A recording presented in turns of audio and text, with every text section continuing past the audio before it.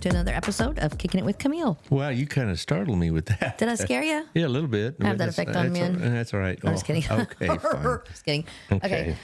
So we have the esteemed Mr. Brad Allard with us tonight. And Mr. Allard, I'm sure you recognize him from Mr. Allard's Neighborhood, where you are entitled to his opinion. So welcome, Brad. Hey, how you doing? I'm doing good. Yeah, everybody knows you're my favorite teacher from high school. Right. As I was your favorite student. Well, I just need to clear that up like every time. I know for the 15 millionth time. Yeah, well, just make sure everybody, knows It's important to know. It's important to know. Yeah. And look at us now. We're friends. We're like colleagues. And colleagues. Yeah, that's kind of weird, but it's This cool. isn't interesting to be on this side of the table. Yeah, usually you're running the show, and I'm in charge. But now tonight, I'm just going to, just visit and Just talk. chill. Just chill. Just hang out. Hang. Yeah, we're just going to do the thing. Okay, well, good. Well, I am very glad you're here. And the reason this applies or that you chose to do this is because your family's in a situation right now where your dad has dementia. Would you call it beginning stages? No. No? Okay. No. So, and you've been dealing with this for a while. And although you're not there 24/7, your sister is, and so you've got good backup. Yes, I do. And it's still, you still have a part in this. And my mother's still around. Right. My concern about my mother is, even though mentally she still has it all together, she's very frail. Yeah. Physically. Okay. Now, how old are your parents? Let's give them some groundwork here for what we're My looking at. dad just turned 86 last Sunday, and my mom is 82. Okay, so they've been married forever. 62 years. Yes. 62 years. Okay, so they have each other, and they're both living independently at home. Yes, but they're moving. But we'll probably get to that sometime during the show. But yeah, they're not living in a center or a hospice or anything like that. But it's coming up in the conversations more often. So some choices are going to have to be made about their living situation. Right. Okay, that's fair, and that's a really valid question. So I'm glad we're gonna go through that with you, and so other people that are facing that will have maybe some. I don't know. We can share with you what not to do. I can share that, and you can share me what You can share me what you're gonna do. So well, one thing I will say that before my dad got to this point, I guess he saw it coming, or at least he was afraid it might come many years ago. So a lot of the struggles or problems that a lot of people face in this situation, we've already dealt with in a sense about division of as far property. as having business in order, Right. And so that's a good thing. But that's like my dad. My dad's very much a planner. Yeah. He was a financial.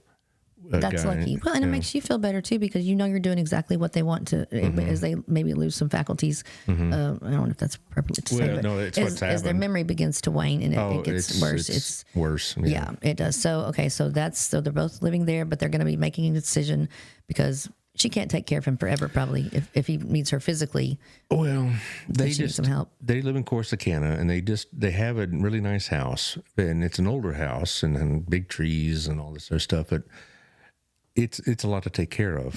And so just as we speak, they're moving into a smaller house about 2 miles away. Okay. And it's a newer house, and it's a newer neighborhood in Corsicana, and it doesn't have the upkeep issues that the older house did, because it seems like every 6 months they had some sort of deal with the plumbing or the roof, or a tree limb fell or something like that. Okay. And so my mom says, I just don't want to deal with all of this. And so they found a house I saw it for the first time about 2 weeks ago, and it's fine. It's a nice house. So they were making that decision anyway, not based on his. She was making that decision. Okay, so she's a primary decision maker. Yes. How long would you say that's been going on? About 2 years now. Okay, is that something that it's nice to have each other, in that situation versus all other situations, but she's mentally intact. Yes. Okay. Yeah. But her problem is that, she is 82 and a little bit more frail, you might say. And there's some days are better than others when it comes to her health. But, but she still. But that's a decision. She still in the has right her faculties. But, but the thing is, the way our house ran when my sister and I were growing up and past that, my dad made all the heavy decisions about the money and the decision making about finances and major decisions like that. He didn't make decisions about, what the decor of the house would be, but very traditional gender roles. It was something like that. It's like my parents were like that. And the thing is, now my mom is having to make these decisions. I mean, my sister was there, it was helping, but she has to make all these decisions, and that my dad used to make. Did she surprise you if she was pretty good at it?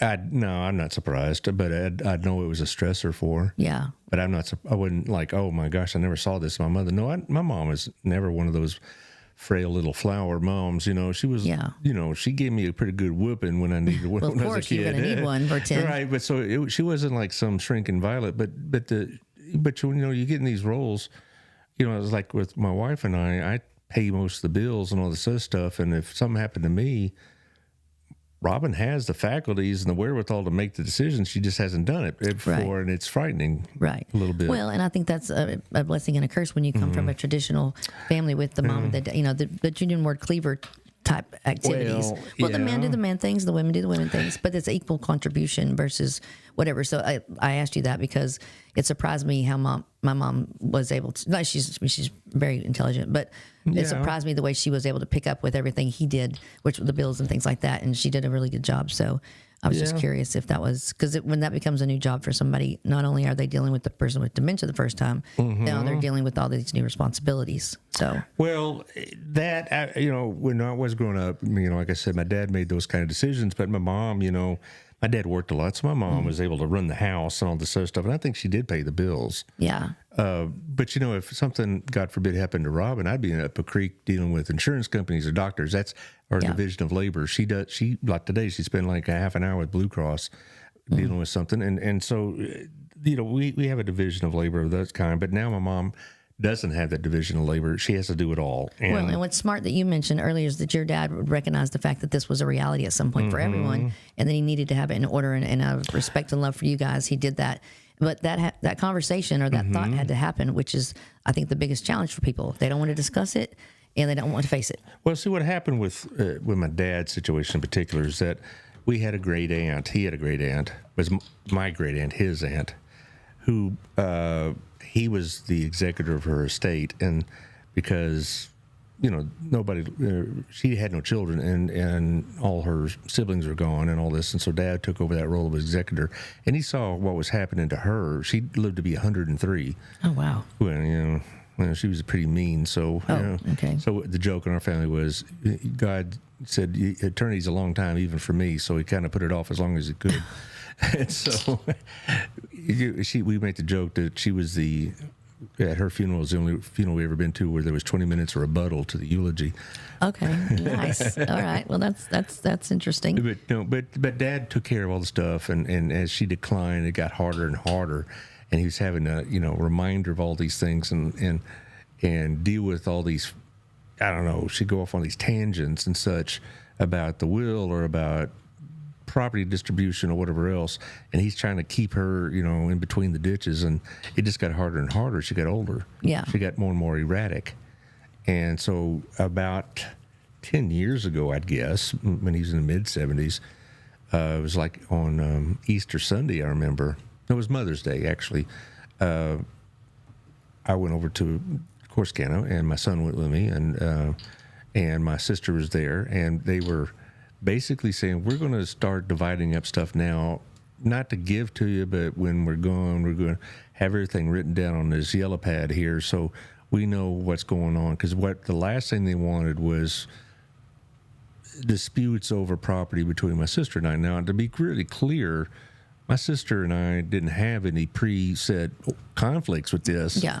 We had no problems with it at all, but they wanted to make sure that everything was. There was, because you're dealing with that time of grief or something like that happens. Yeah, because it's a very emotional time in someone's life. And he didn't want to deal with all that then. And so what they did was they said, we want you to choose what you need. Well, I think that's really smart. I mean, that's very smart. And they did all this in Corsicana? Yes. Okay. So, and they've been there how long?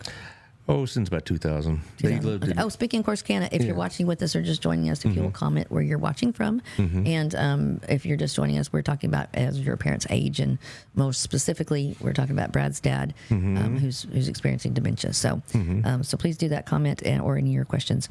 Okay, so we back up to where she's good and she's handling things, and they're downsizing. Do you feel like this is a process for them, or do you feel like they're at the final destination?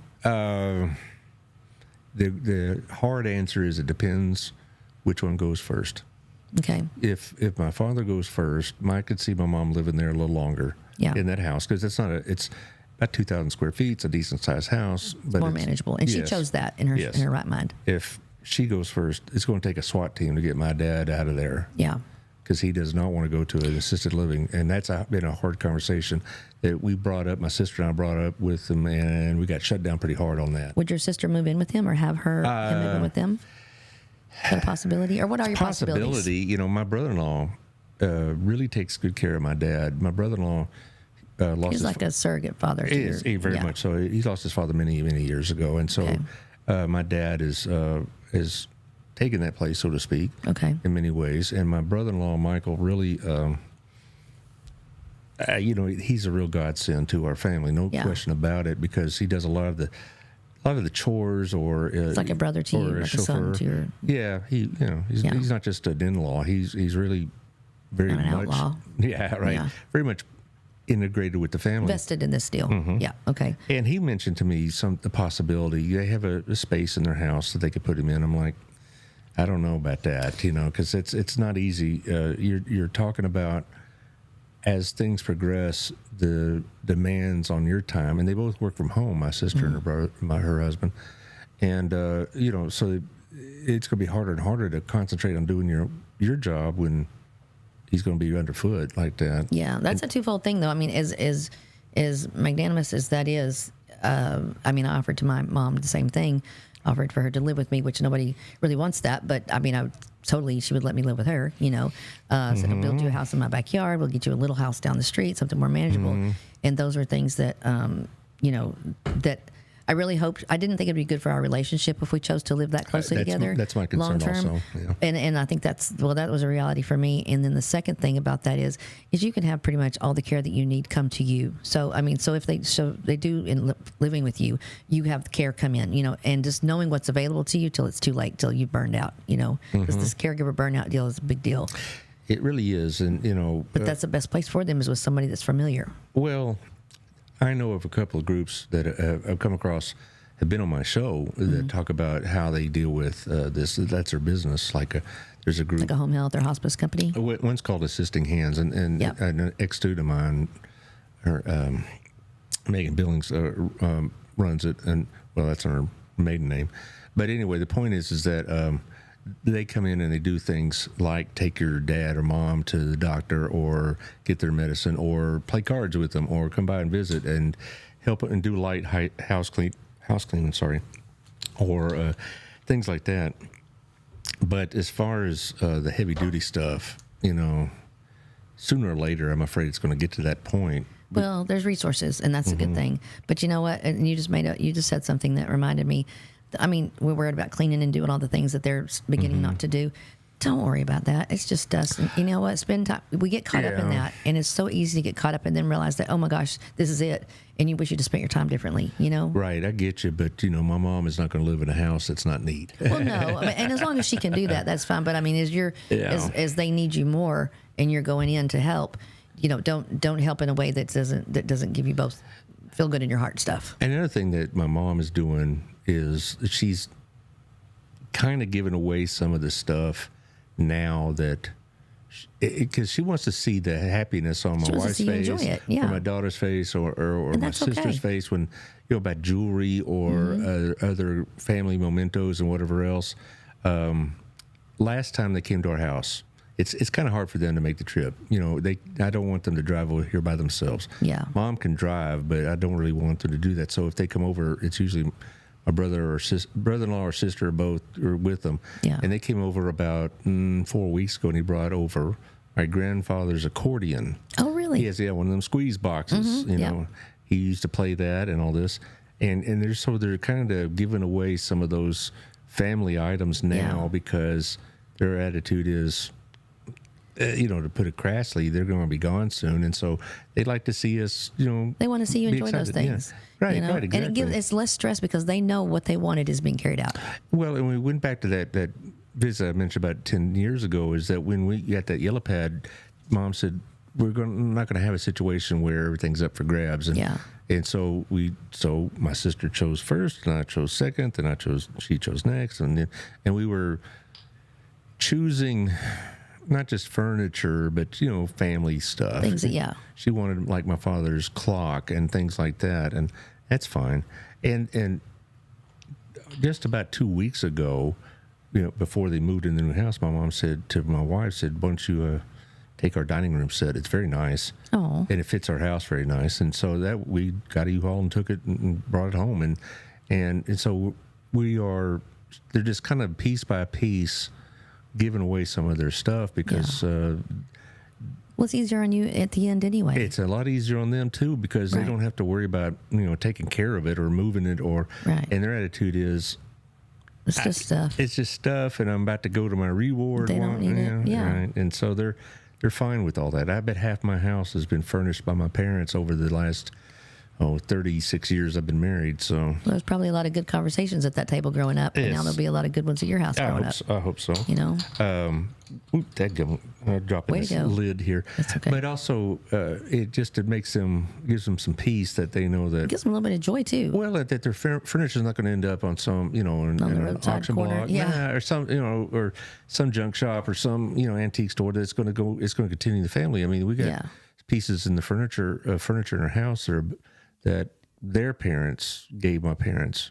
Well, and I just thought of this as that's really, really important because if they don't do that kind of stuff, and your sister or even whomever or no one is at the end, then you become. They know that that's a hard decision for you to make, and you end up so stressed out because you don't know which thing is the most important to them. And this, and if it's just clear, it's just clear. Well, they're going to have an estate sale eventually, but before that happens, I bet. I already know Mom has told my sister and I that if there's something here you want, let us know. Yeah. And they have some nice stuff, certainly. But anyway, it looks like your friend Ella here. Hi, Ella. Yeah, she's your... Ella works with me. This was her 1 year anniversary. Yeah, I saw that on Facebook. For work, yeah. So if you see Ella, tell her happy 1 year anniversary. She put up with me for a year so far, which is an accomplishment. It really is. That should become a whole new award. That's right. So gave her a big bonus, no doubt. Yeah.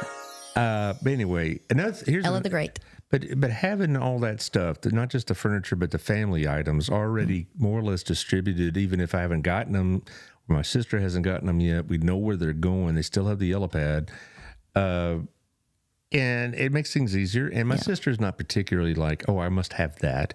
And if she did, I'd say, sure, take it, Right. And she'd say the same for me. And it's like, if I really said, no, I really want that, she'd say, fine, take it. Right. And you can get along now, but you would be surprised, or maybe not, about how much division it causes in families when those things are. Yeah, but not to hand it to my sister. I really do, because she does a lot of the heavy work, so to speak, Right. and nothing has happened that gives me any doubt whatsoever that it's well handled, and so I don't worry about. That's a huge peace of mind for you. Really, it's peace of mind. Because if not, you'd be having to go to Oklahoma. I mean, to go Corsicana every weekend. Not or every Oklahoma day. is the other side. Right, I know. Yeah, I'm lost. Yeah, okay, but having my sister and her husband there, taking care of those things, and as far as like if she called me and said, "Hey, they got a piece of furniture I'd like. Do you mind?" I don't care, because we're not going to have that kind of conflict because it's just not. It's just not going to happen. Right. And so that's a good thing. So the more you can get decided, I want to move on to a couple of other things I want to talk about your dad. But those things are important, but not nearly as important as the time you have left. And that's one of those things you look back and you realize, oh, wow, I wish I'd have done it differently or whatever. And that's the thing we were talking about today. The core of the conversation ended up being, man, I wish if I'd known then what I know now, all of that stuff is so unimportant at the time, I mean, besides what's basic and necessary, spend the time. At this point, you can't. A person with memory problems can't tell you the correct or truthful information anyway. So don't spend your time trying to dig it out of them. It's not like you can invest, or what do you call that when you? That's like a spy show when you interrogate somebody. God, I can't think of the word. Jeez, it's crazy. Oh, Paige. Yeah, Paige. One of my favorite old students. Not, of course. Camille, yeah. You're top of the heap, but Paige is on. Yes, she's on the list. How you doing, Paige? She can be on top of the list with me, but that's okay. Yeah. Well, we're hoping that it's a good topic, and that's exactly where I was going with this. Was that the goal is to share that experience with someone, so the next person doesn't have to look back and go, "Man, I wish I'd have known that. That it would have changed everything." Just like what resources are available and things like. But what I mean specifically, just so it makes sense, is with hospice. If your person is on hospice, which is a whole nother topic, so don't shut me out yet. Yeah, because that's one of those deals that much division can come up over. And there's some great hospice people, but I said to this person, I said, I know a lady that I trust. I wish that you would at least entertain the opportunity to ask her questions, because you're at a point where there'd be so many good things that could happen, so many less problems, so much your person's more comfortable, more happy, more content if they'd have done hospice. And that, Yeah. but we think, because we're not educated on that, we think hospice is like the whole womp womp. That would be a great time for a sound effect. Yeah, I mean that's what when we hear hospice, we're like imminent death, and sometimes it is, but not. There's a different whole. I mean, as things emerge and evolve, hospice is one of the things that I think has evolved greatly, and it's just so misunderstood, whatever. Well, my dad's not at that point. You don't think so? No, I don't think so not now, because physically he's not breaking down, like he doesn't have any. Like if he falls, though.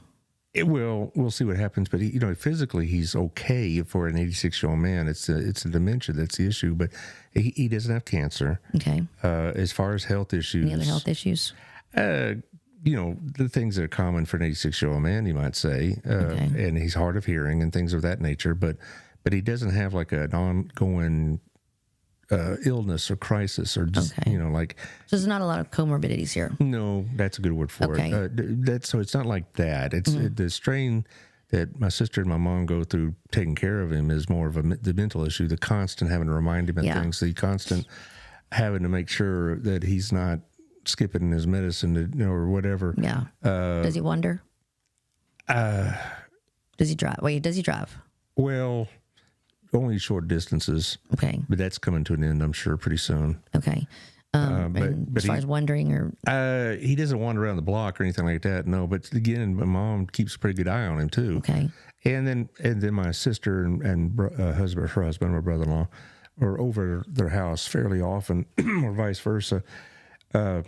Just got a lot of good family support. Yeah, but one of the things that my dad really likes to do is work in the backyard, and this new house is kind of giving him an opportunity because there's nothing in the backyard. It's completely unlandscaped, and so maybe this will give him something to do. Yeah, because they need to feel purpose. I think that's one of the problems. They lose purpose. And I guarantee that his wood platform in the back of his house, when they were leaving, and it's the best stained porch or patio in the county. I can tell you that because he likes to stain it a lot, and they're working on that, and they're going to work on a little landscape and a little at a time. Yeah, but so it'll give them something to do.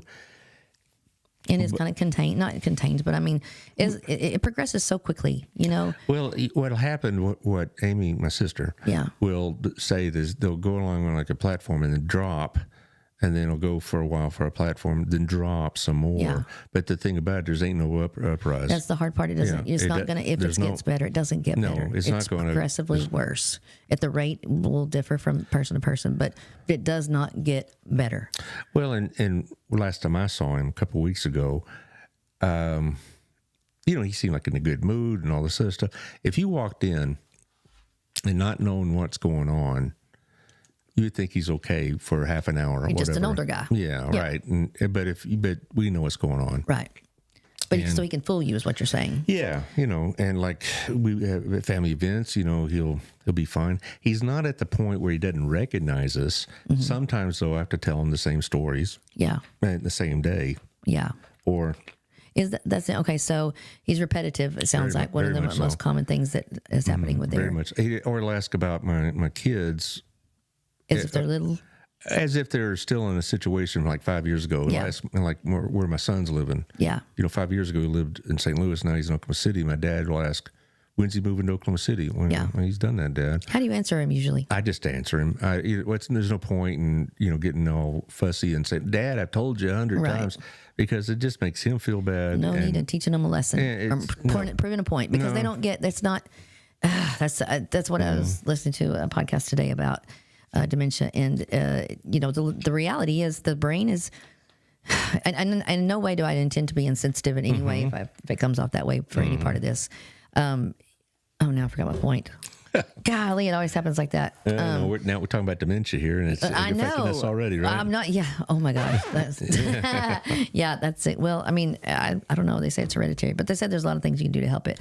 However, if I could remember what I was going to say, I can't. Well, here's the deal. Also, is that we just, when he asks questions, you just answer them. Like there's other things that'll happen where just meet them where they're at. Yeah, and like here's an example. My dad used to have some old Mustangs, that they refurbished and made them really nice, and he sold them in the '90s, and he still asks me about them. Like, aren't they in the barn in Oklahoma? Yeah. No, Dad, you sold them. Oh, really? And it's like a new story to him every Right. time. And there's no point in getting all frustrated and snotty about it because because they don't remember. It's not their fault. That's where I was going. Yeah. Their brain is actually dying. Their brain is becoming damaged over time because naturally that's what happens. And as that brain is damaged, it's not coming back. I mean, it's going. I don't know how. I still forgot completely the end of that deal, but it's one of those. It's one of those days. Like it's a day, so it's one of those days for me. Yeah. Well, I know, but all this is saying is that when you're in this situation, it takes a great amount of patience, and There's no sense in arguing. and the patience, for me, it's different because I'm sitting over here about 70 miles away, but for my mom, it's every day. Right. Some days it's a trial. It is, but that's what we sign up for as a partner, And so That's what they tell me. That's what. Yeah, you better.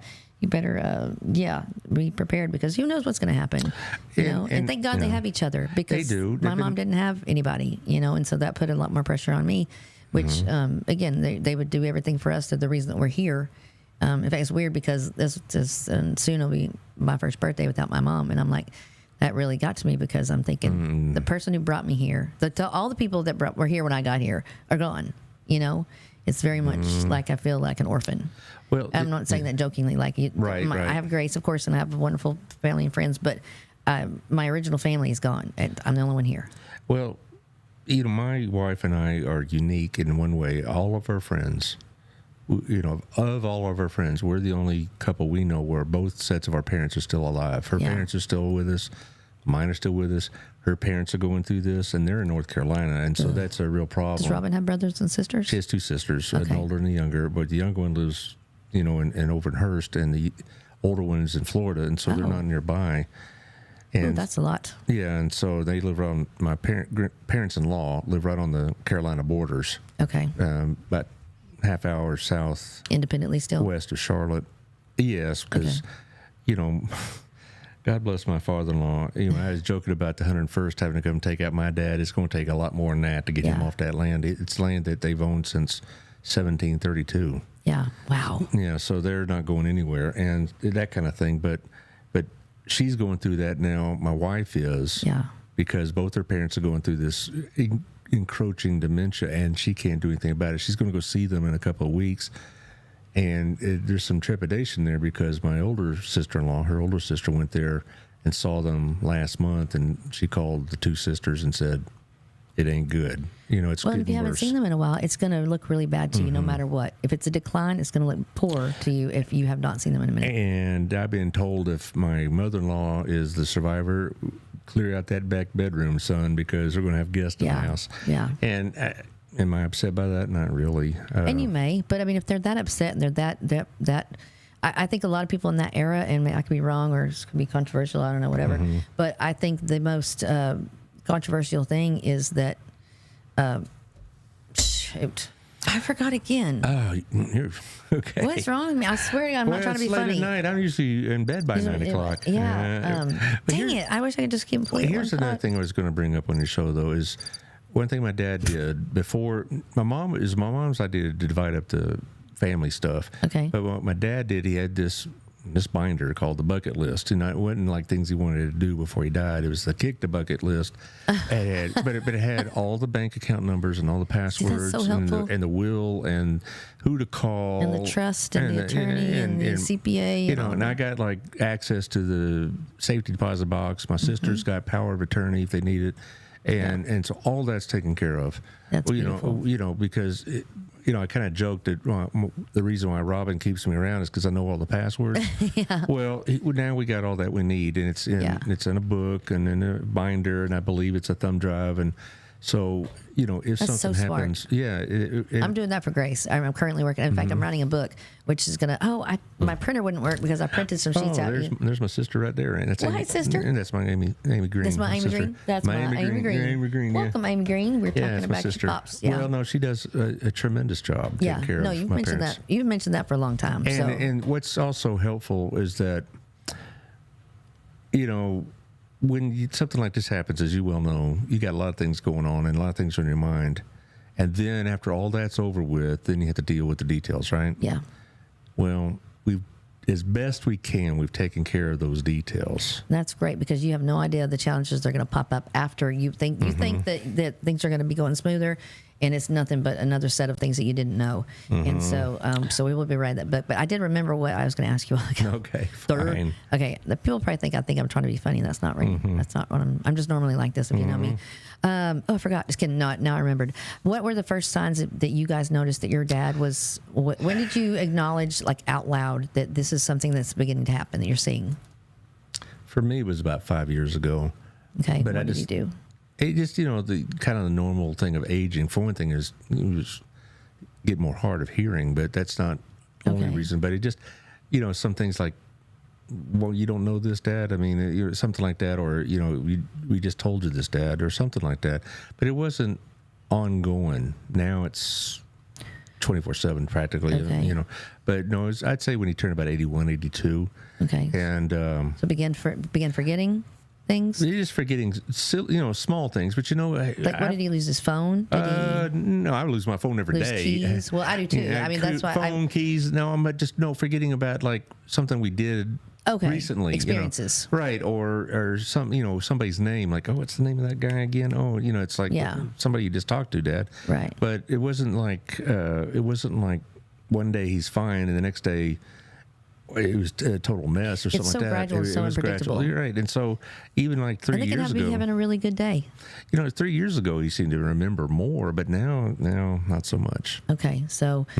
So you're seeing changes, but and do you think that in your family, when y'all had these discussions, that you would look at that behavior and go, hey, but he is 83. Oh, but he is 84. No, we knew, that's not. No, because I think a lot of that had to do with, we knew aging is part of it, but you're a little bit more pragmatic about the situation. And plus, a lot of people that are 83, 84 don't have these issues. Well, that's true. But them participating in their own life by giving away some of their possessions and talking about that was really good. But they were doing that before all this was started. They wanted to do it before right, but they opened that door. They allowed that to happen. Well, they basically they didn't said, deny it. Yeah, they said it's a possibility. And I think, again, it goes back to what we talked about at the beginning of the show about my great aunt who declined so rapidly and was just such a complete mess the last few years of her life. And my parents didn't want us to go through that. Yeah. And so they were going to try to solve these issues before they got to be issues. Yeah. And they did the best they can. Now, I know that if and when this happens, after the funeral, when the dust is settled, there's going to have to be some other decisions to be made. But a lot of the decisions have already been made, and that's the important thing. Yeah. And that's what I would tell any of your listeners. That's very important. But you don't know how fast they can decline. I mean, for example, my mom went in the hospital, and we never left there.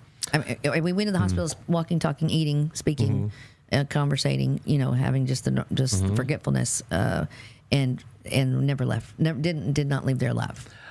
So that we didn't foresee. But the week before that, we were at the fishing pond. We were feeding the fish. We were shopping. We were doing this. Not to the best of our ability, but we were doing the things. I get. And what then we you're saying. weren't. Yeah, I mean, and that was much quicker than we could have ever anticipated. That's why I'm really encouraging people to begin these conversations.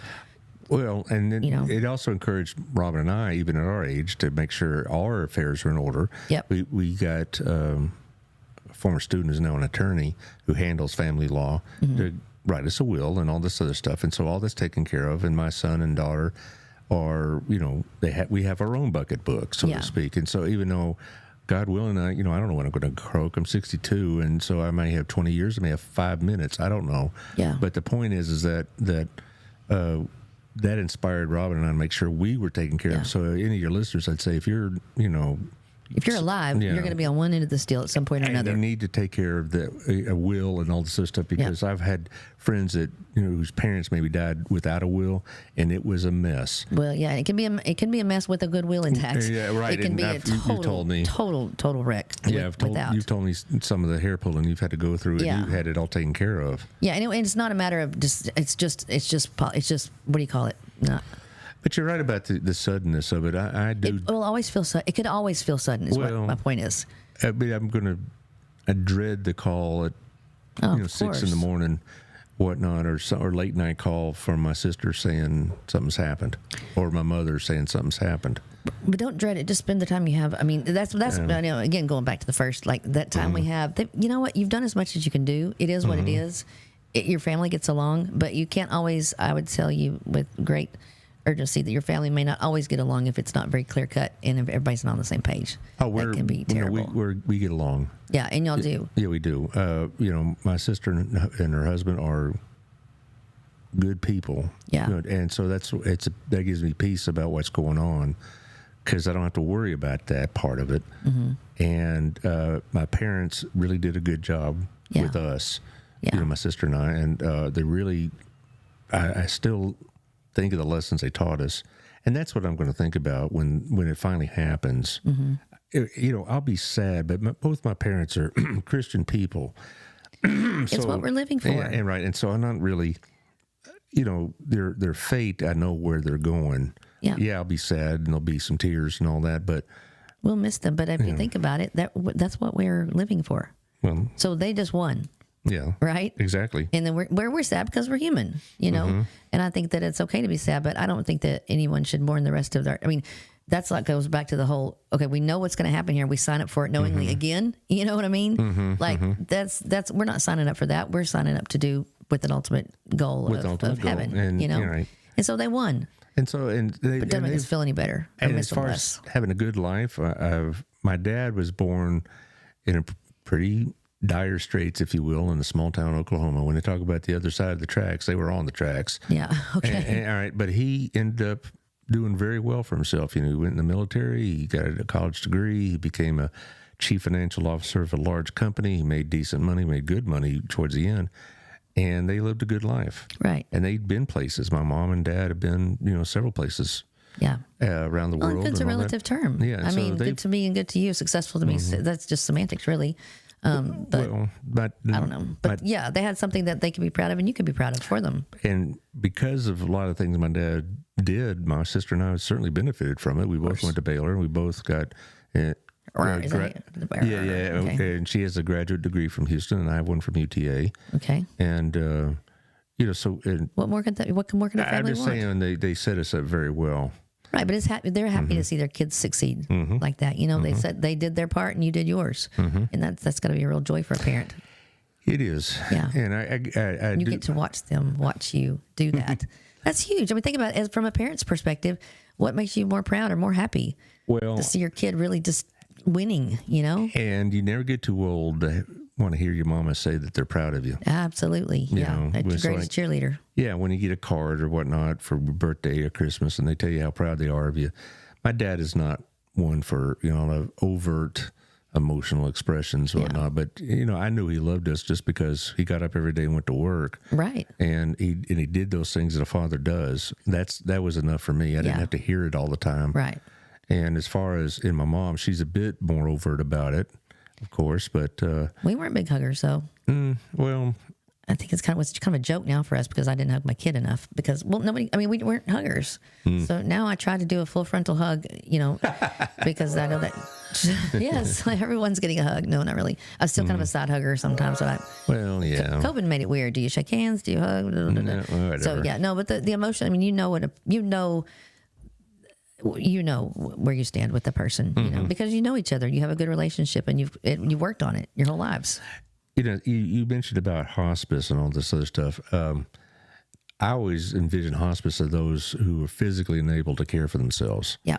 And my dad still can, take care of himself, feed himself, bathe himself, whatever. It's not like that.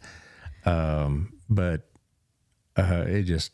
I think that's the most widely accepted term or the understanding of it. But what I will say, where maybe it would change your thought process or maybe encourage you to get some more information, is that when a person, so it is for imminent death, but it is also for people who have uncurable diseases without treatment, such as dementia, something like that, because no longer are you seeking treatment as much as you're seeking maintenance. So they have a set of medication that they take. Everything's as controlled as it's going to be. So they continue those things, but then it can change from a daily basis. You can have a nurse come to you once a week or every day of the week with hospice. Here's another thing that my sister and I talked about some, is not so much hospice, but assisted living. Well, first of all, of course, Canada, the choices are pretty limited. Okay. And so you say, well, let's move them to closer here. Yeah. They're very involved It's a in whole their other church. topic for me. But they're involved in their church. They have friends and their neighbors and whatnot. Yeah. And it's you're uprooting them from their entire life. Yeah. Which is not a great idea when they have memory issues. Right. And when I was talking to my cousin, whom I've mentioned to you before, Randy? No, Rusty. Rusty. Oh, yeah, Rusty. No, Randy is my younger cousin. Rusty. Yeah, we're going to get together with him and have coffee soon. Yeah. We should do that. Okay. Anyway, All right. sorry. I'm going to tell him. You see, I told him he said that and he thought I was kidding him. No, I meant it. Yeah. I'm going to tell him. I'll meet you halfway, or maybe I can go all the way wherever you are. Weatherford, Oklahoma. Where are you watching from tonight? Anybody in Oklahoma? He'll see us on YouTube tomorrow. Oh, okay. Excited. All right. Well, coffee soon. All right. Anyway, but anyway, he had to deal this with my aunt. Yeah. And, they live in a small town, Oklahoma, and it took a lot to pry her out of that home that she was in. She had a townhome to take her to assisted living in Weatherford. And Weatherford, Oklahoma, to be clear, guys, Yeah, I thought that was a little far. No, they're not Weatherford, Texas. Okay. Weatherford, Oklahoma is about 40 minutes from Oklahoma City. Anyway, it took a lot. And then when she was there, he was going up there 5-6 times a week at least. Yeah. And she had multiple doctors, and they're all in Oklahoma City. So you have to drive to Weatherford, take her to the city, wait for the appointment, take her back home, drive back to his home in Roosevelt. And it was a real strain. It very much was. It is. Well, and it's not healthy for the person who is the patient. And I say that only because of my experience, and I do not approach this from any type of an expert level of whatever. It's just, it's a topic I'm passionate about. I have a recent experience with it that I feel like there's experiences that were given by God to be able to share those to serve others, and that's one of those things, because some of the things I wish with everything I could change, and some of the things I know now, it would have made my mom's life a lot easier, or a lot more joyful, or a lot more less stressful, and I didn't know those things at the time. And so that's what we're on a journey, on a path to learn what our options are, and what doesn't feel like an option, and what doesn't look like an option because of the lack of, it's just a topic no one wants to discuss. No, it doesn't. And I'll tell you what, there's a lot of pressure when you're in a situation where a person's very ill and you are faced with the, do we have a DNR? No. Okay. Well, you're the POA. You're deciding, you're making this decision. Although we know what the right answer is, you start thinking about that, and that's tough on a person emotionally, and that's just one of the many decisions you may be faced with if things aren't clear. And those decisions, on Robin and my part and my parents' part, has already been made. Right. As they should be. That's your life at the end of the day. And the only reason you're not going to be able to decide that is if you are unable to. So I know what your series has been, is being prepared for these times. Right. I'm shocked at the number of people, even at my age, who are unprepared for this to happen. Yeah. Without a will, or without a plan, or whatever, or they may have a will, but if they passed away suddenly, their heirs, or the kids, whomever, are not going to know, well, who do I call now? But yeah, you're Where's right. the bank account? I don't know the numbers. I don't even know where he has a bank account. I don't think, or it feels kind of icky when you're trying to seek that information out to put things in order. It feels like, ooh, they just think, so that was uncomfortable. I'm as guilty as anyone else. I did not want to have those conversations. I tried sometimes, but I'm not going to force her to do something she's not comfortable with, because if she didn't trust me, or if whomever is a power of attorney for a person medically and whatever, if they didn't trust you with those choices, you wouldn't be that person. Well, so there's a little piece in knowing that, but it's tough. Well, I'm just, like I've been saying, I've been real fortunate because Amy's there. Yeah, Amy is there. Yeah. And Michael's there. Right. And Mom's still able to make some decisions. And, they call me and say, here's what's going on. Right. That kind of thing. You communicate. We keep coming back to that. Yeah, we communicate. Yeah. And I don't have any surprises. Let's put it that way. I don't Right. and I have confidence that things are being handled as well as they can. We're very fortunate. Very, very fortunate. More fortunate than most. Yeah, you are, because it's when a journey like that begins and you don't have a lot of people, you wake up. It's one of those deals where you wake up and go, "How did I get here?" You just didn't see it coming, because when you got to jump and go, you got to jump and go, and it doesn't really stop. Well, going back to Rusty and my cousin's situation, they took care of a lot of this as well, but they still had to deal with a lot of details. And there'll still afterwards. be no, you can think you have it all done out, and there's still going to be things come up that you're like, man, I didn't think of that. or whatever. So, so if it's important to you, you better tell somebody or get your stuff in order, because, someone else is going to be making decisions for you. And if you're mad at them at the time, no, just kidding. No, that's true though. If you're having, I've seen other families, and I've seen extensions of our family, not our immediate family certainly, but other, extended family, where they had all this hair pulling and disputes about who gets what and what they really meant, and not just stuff, or inheritance, but who gets the family archives, if you will, or who gets the china, who gets the phone, and that's another reason why I'm glad my mom is like, here, I'm not going to be using this china. Right. Here, do you want it? And usually, if it's like jewelry or something like that, she'll offer my sister first, and then if my sister passes on it, then she'll give it to Rob, and something like that. Or and I know there's certain, and you're right, it is just stuff. It doesn't. But if it's important for them, important enough to them for them to name you, I think that's huge. And it's if it's important enough if they wanted it, it's fine. Right. And that's the way their attitude is. So I'm really fortunate, because I have seen other situations where it got pretty acrimonious between family members over crap. Right. Well, it's like, and it is probably a terrible analogy, but it's like going into an uncontested divorce where everyone's getting along. You can bet your bottom dollar that before it's over, somebody's going to get ugly. And I hate that, but that's just the truth, but it's, unfortunately, it's the way it is. This topic is going to go on forever. I mean, in fact, this is our total platform, because the one thing we all have in common is aging, where are you aging from tonight? If you are watching, if you will comment in the comments, let me know. Well, I could tell you about aging. I mean, I'm at 62. Yeah. And there's certain signs I could tell. About like what? That you're getting older? Yeah. Oh, yeah. Yeah. Well, you just feel it, mostly physical, but sometimes I'm thinking, I should know the name of that person. Yeah. But I don't. And somebody that's involved in the kind of reading and studies I do, it's like, sometimes names escape me. What was that guy's name? It's tough though, because you're a college professor. Abraham Lincoln, that's his name. Right. But I mean, let's talk about the reality of that. You're an intelligent person. You're a college professor, right? You're a famous podcaster. I mean, you do something. You've got it together, and so it is very concerning when you begin to. And I'm not joking when I forget things. I think Grace is really concerned about it, and I don't know if it's genetic. I assume, but the fact is, all of our brains begin to die as soon as we're born. I guess. So it's unfortunate that I have to keep hammering in the fact that's a reality. There's no need to avoid it. What I'm having to do now is be more overt about, before I leave the house, make sure I'm bringing in a runner from third base. All the just patting myself for everything. Saying I have all the stuff I need, and I have to I'm getting to the point now I have to write things down, maybe to say, don't forget to take this. Yeah. It's like I can remember 3 things. If I have a 4th thing to remember, something's going to get lost. Yeah. Yeah, I have to write everything down. And have for a long, long time. And so there's things like that. Well, I have an interesting, I would like to know what you think about this, because it's huge to me with the difference that it could make and that it did make for us and our experience.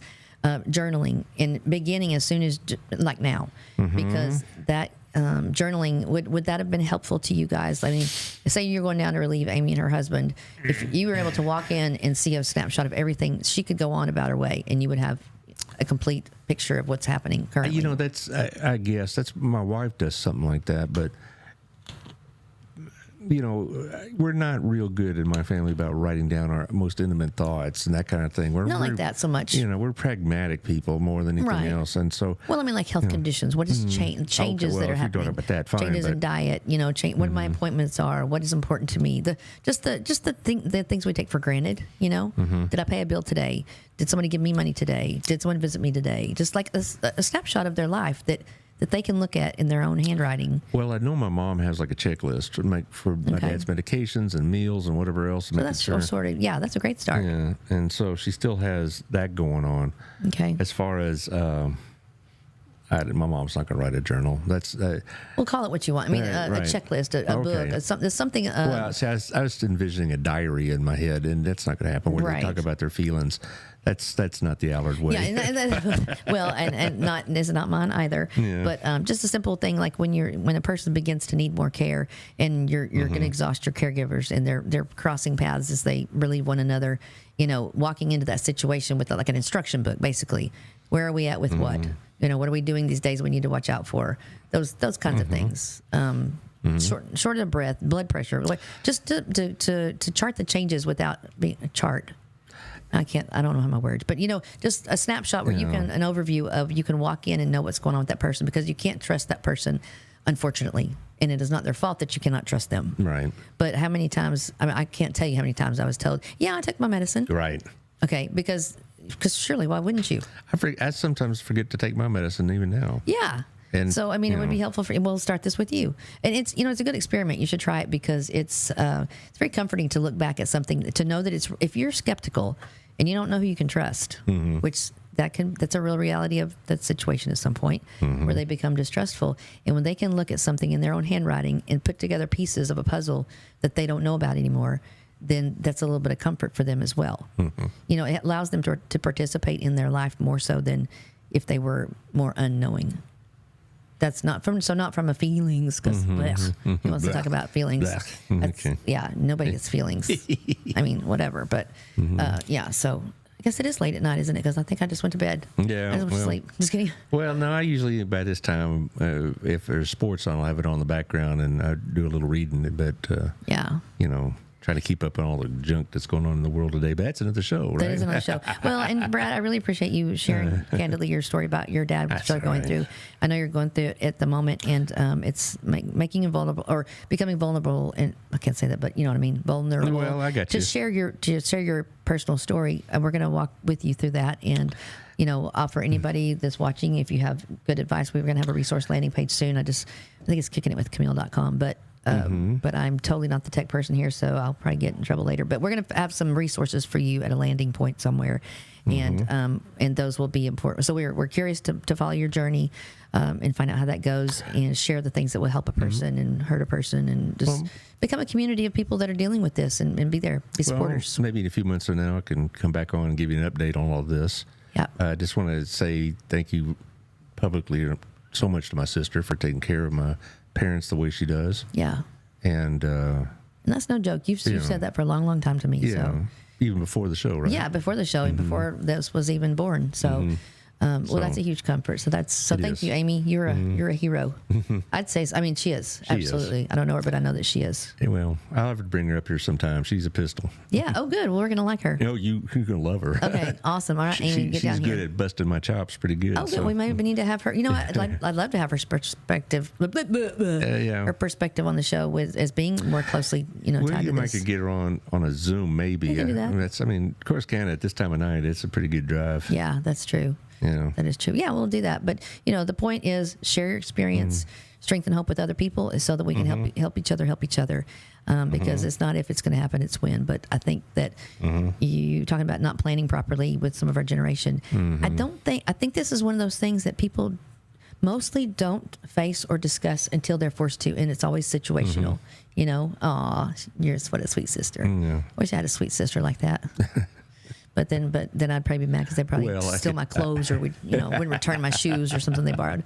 But no, it's important to have siblings, and we'll get to that. There's some very specific topics in the lineup. I forgot what next week is, but it's there's so much more to discuss with this, and so what you've heard tonight is only a portion of what we can do. But please submit your questions in the show. And I'm sorry last week I didn't see comments, but submit your questions, concerns, resources, whatever. And so we just want to help each other, as we say, help somebody.